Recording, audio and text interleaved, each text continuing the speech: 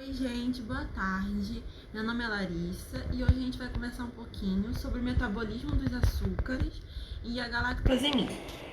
Primeiramente, vamos entender um pouquinho a importância dos açúcares, né? É a partir dos açúcares, dos carboidratos, que o nosso corpo obtém ATP.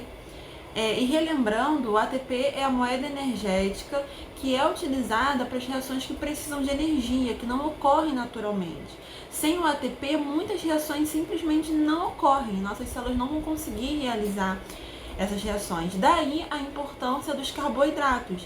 A partir deles a gente obtém esse ATP. E assim, de maneira bem simplificada, eu trouxe aqui 3 esqueminhas para a gente entender como é que se dá essa obtenção. Eu tenho primeiro, na primeira imagem aí, a glicólise, que é a transformação da glicose em piruvato. Na segunda imagem, o ciclo de Krebs, que inicia com acetil-CoA, que veio lá do piruvato, que vai sofrer uma série de reações para a produção de NADH e FADH. E a terceira imagem é a fosforilação oxidativa, onde NADH e FAD vão deixar os seus elétrons e aí sim vai ocorrer a produção de ATP. Então, a partir da molécula de glicose, aconteceram várias e várias reações até chegar o ATP. Só que existem outros açúcares além da glicose, que também serão usados para a produção de ATP. E é isso que a gente vai ver hoje. Por exemplo, os polissacarídeos amido e glicogênio, os disacarídeos sacarose, maltose, lactose, e os monossacarídeos glicose, frutose e galactose. Aí tá glicose, mas é galactose, escrevi errado. E todos esses açúcares, assim como a glicose, serão utilizados na via glicolítica para a produção de ATP. Como isso se dá é o que a gente vai ver hoje.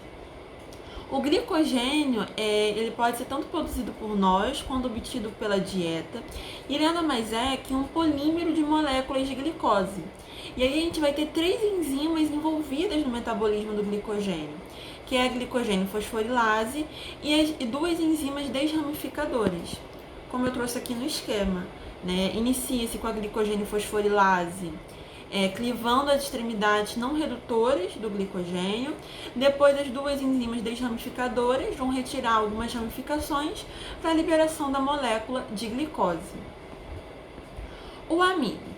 O amido também é um polissacarídeo bem parecido com o glicogênio, né? Ele também é um polímero de moléculas de glicose, só que ele contém mais ramificações, né, de 25 a 30, enquanto o glicogênio tem aproximadamente 10. E ele contém 2 tipos de cadeia, a amilose, que é a linear, e a amilopectina, que é a ramificada. Trouxe também um esqueminha aqui para a gente ver como é que se dá esse metabolismo do amido.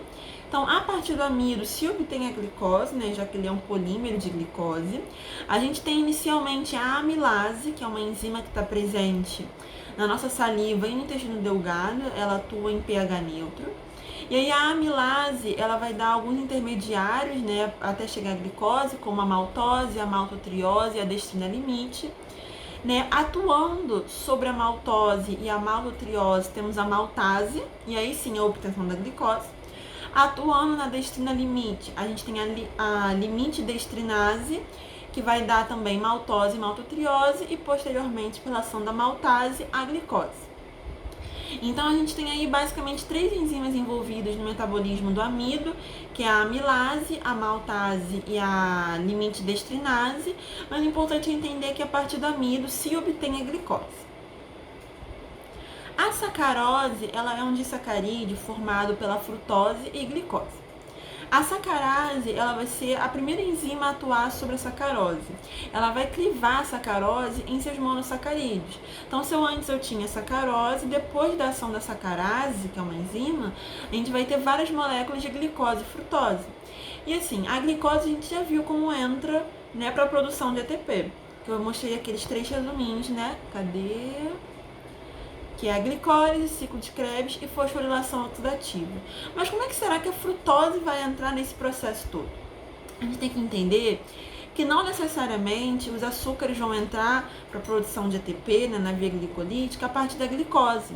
Muitos deles vão entrar como intermediários, como compostos intermediários dessas reações, mas no final também vai haver a produção de ATP. É o caso da frutose. Né? A frutose, na maioria das vezes, ela vai ser fosforilada pela exoquinase a frutose 6-fosfato. Frutose 6-fosfato, um dos intermediários da via glicolítica. Vai produzir ATP, assim como a glicose. Já no fígado, a frutose ela vai entrar na via glicolítica por outro intermediário. Ela vai entrar pelo gliceraldeído 3-fosfato, por ação de 3 enzimas. A frutoquinase, que vai fosforilar a frutose em frutose 1-fosfato.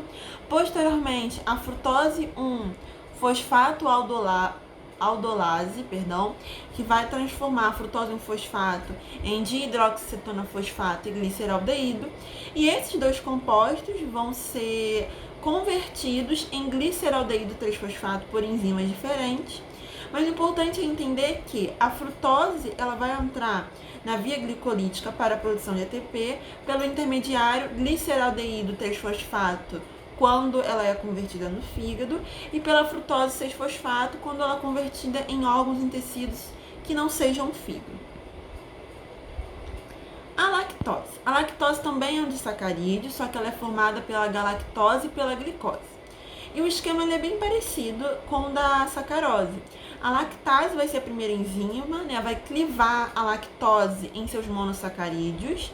Então a gente obtém a glicose e a galactose. A glicose entra na via glicolítica normalmente e a galactose ela vai entrar na via glicolítica como glicose. A gente consegue converter a galactose em glicose pela ação de 3 enzimas, que é a galactoquinase, a transferase e a epimerase. Esse processo ele ocorre no fígado e é importante a gente destacar que nessas reações a gente tem uma molécula chamada UDP, que é uma coenzima transportadora de grupos hexosos, que vai estar atuando, auxiliando nessa conversão da galactose em glicose.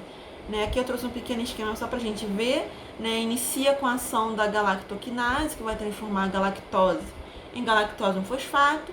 Depois a gente tem a ação da transferase, da epimerase e a gente termina aí com a glicose. E sobre o metabolismo da glicose, é importante a gente ressaltar uma doença chamada galactosemia.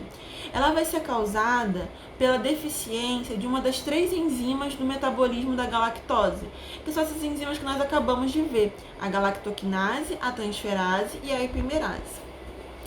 E os sintomas e complicações da galactosemia dependem muito da enzima que está deficiente.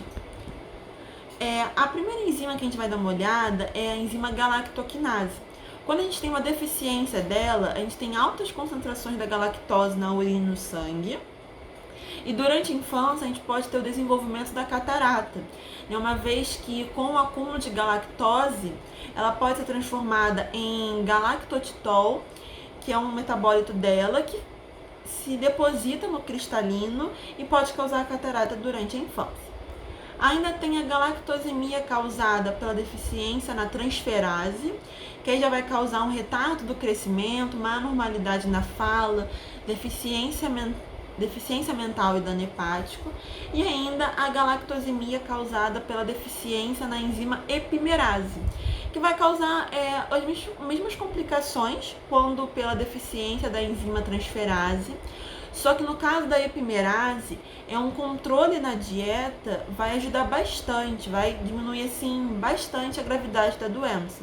Quando eu digo controle da dieta, eu estou me referindo a uma redução do consumo de galactose. E em resumo, assim, é importante a gente entender, como eu disse, a importância dos carboidratos, que a partir deles se obtém ATP. Então, eu dei o exemplo da galactosemia, mas existem outras doenças causadas pela deficiência de enzimas no metabolismo dos açúcares.